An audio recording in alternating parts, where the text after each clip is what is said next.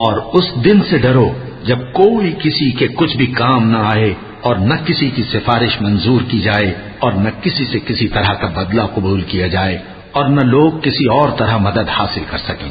اور ہمارے ان احسانات کو یاد کرو جب ہم نے تم کو قوم فرعون سے نجات بخشی۔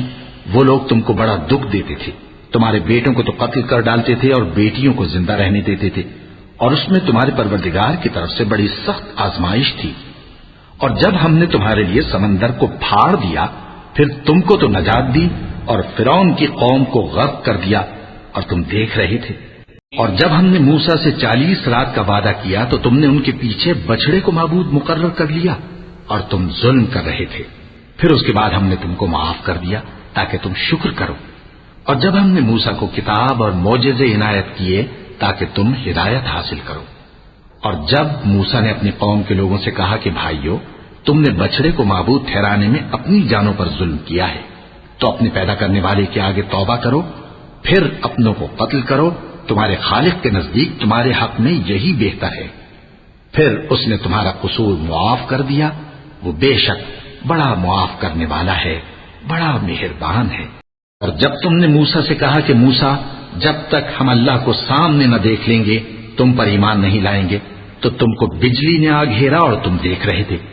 پھر موت آ جانے کے بعد ہم نے تم کو اثر نو زندہ کر دیا تاکہ احسان مانو۔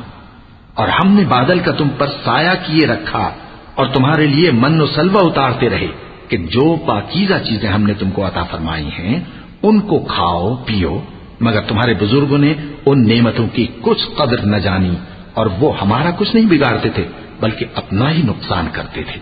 اور جب ہم نے ان سے کہا کہ اس گاؤں میں داخل ہو جاؤ اور اس میں جہاں سے چاہو خوب کھاؤ پیو، اور دیکھنا دروازے میں داخل ہونا سجدہ کرتے ہوئے اور حطوتن کہنا، ہم تمہارے گناہ معاف کر دیں گے اور نیکی کرنے والوں کو اور زیادہ دیں گے۔